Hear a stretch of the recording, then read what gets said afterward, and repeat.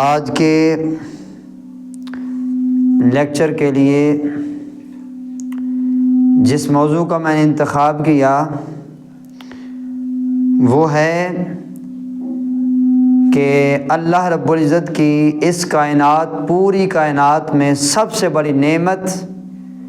جو ایک کلمہ پڑھنے والے مسلمان کی غرض ہے، جو کلمہ پڑھنے والے مسلمان کا مقصد ہے، وہ جنت ہے کہ جنت کے حصول کے ساتھ ہی وہ اللہ رب العزت کی رضا پا سکتا ہے۔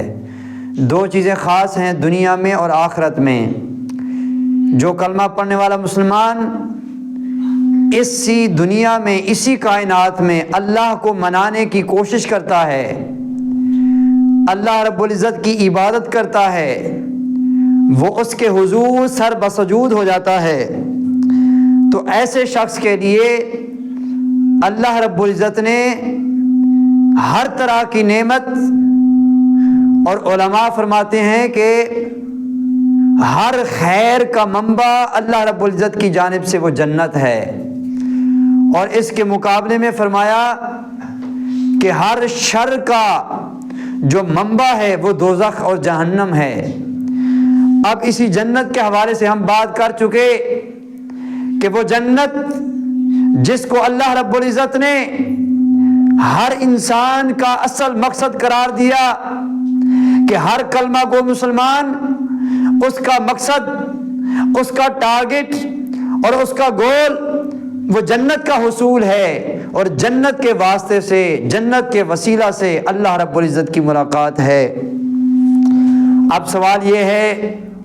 کہ اسی جنت کو، اسی غرض کو اور جنت کے مقصد کو حاصل کرنے کے لیے وہ کون سے تقاضے ہیں جن کو پورا کرنے کے ساتھ ہی ہم اہل جنت میں سے ہو سکتے ہیں، یا جنت میں جانے کے لیے کون سی شرائط ہیں؟ وہ آج میں آپ کے سامنے 5 شرطیں بیان کرتا ہوں کہ جن پر ایک کلمہ گو مسلمان ان 5 شرائط پر عمل کر کے اللہ کے حضور سرخرو ہو سکتا ہے، اور آقا دو جہاں صلی اللہ تعالیٰ علیہ وآلہ وسلم کی بارگاہ میں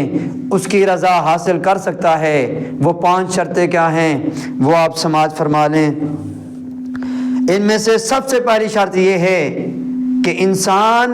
گناہ نہ کرے۔ سب سے پہلی شرط یہ ہے کہ انسان گناہ نہ کرے۔ اسی کے لیے اللہ رب العزت نے قرآن پاک میں فرمایا وَنَهَا النَّفْسَ عَنِ الْهَوَىٰ فَإِنَّ الْجَنَّةَ هِيَ الْمَأْوَىٰ۔ سو جس شخص نے اپنے آپ کو گناہوں کی زندگی سے پاک رکھا، ایسے شخص کے لیے اللہ رب العزت فرماتا ہے میں اسے جنت کی بشارت دیتا ہوں۔ تو سب سے پہلی شرط یہ ہے کہ انسان اسی دنیا میں گناہوں کی زندگی سے باز آ جائے اور اللہ کی فرما برداری کی طرف چل دے، یہ پہلی شرط ہے۔ اور دوسری شرط یہ ہے کہ اللہ رب العزت نے جس کسی مسلمان کو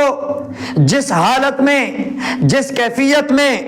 اور رزق کی جتنی وسعت عطا کی ہے وہ اسی پر قناعت کرے اور اسی کے ساتھ اپنی زندگی بسر کرے، تو اللہ رب العزت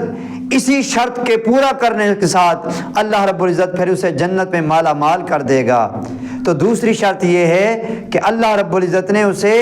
جتنا کچھ دیا ہے وہ اسی پر کانے رہے، وہ اسی پر قناعت کرے، وہ دنیا کا حرص نہ کرے، دنیا کے مال کا حرص نہ کرے، وہ دنیا کا لالچ نہ کرے، اپنے آپ کو، اپنے ظاہر کو، اپنے باطن کو اس دنیا کی غلاظت سے پاک کرے، تو ایسے شخص کو اللہ رب العزت کی جانب سے جنت کی بشارت ہے۔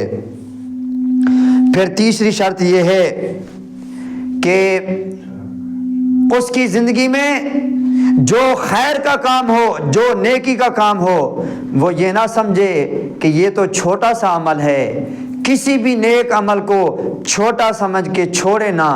کہ ہو سکتا ہے اسی چھوٹے نیک عمل کی وجہ سے اللہ رب العزت اسے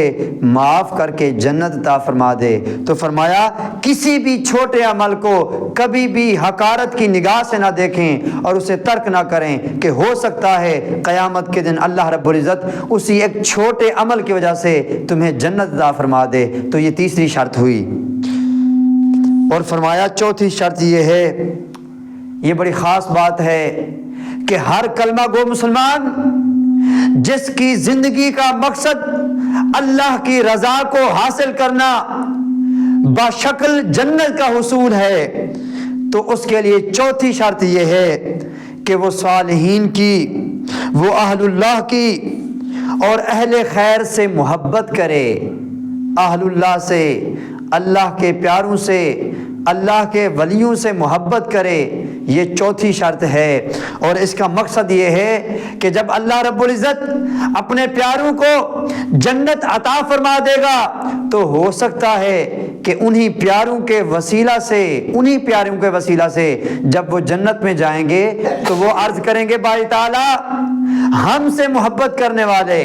ہماری خدمت کرنے والے، ہماری صحبت میں رہنے والے اس قابل تو خود نہ تھے کہ وہ جنت کو براہ راست پا سکتے،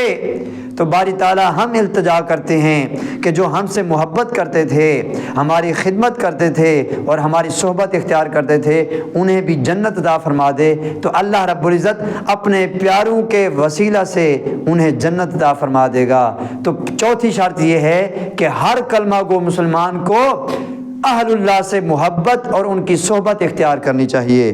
اور آخری شرط یہ ہے کہ ہر کلمہ گو مسلمان کو کثرت کے ساتھ، بہت کثرت کے ساتھ اللہ کے حضور دعائیں کرنی چاہیے، اور روزانہ یہی دعا کرنی چاہیے کہ باری تعالیٰ مرنے کے بعد ہمیں اپنی جنت کا مستحق ٹھہرانا، کہیں ہم دوزخ میں نہ جائیں، کہیں ہم جہنم میں نہ چلے جائیں۔ باری تعالیٰ اپنے پیار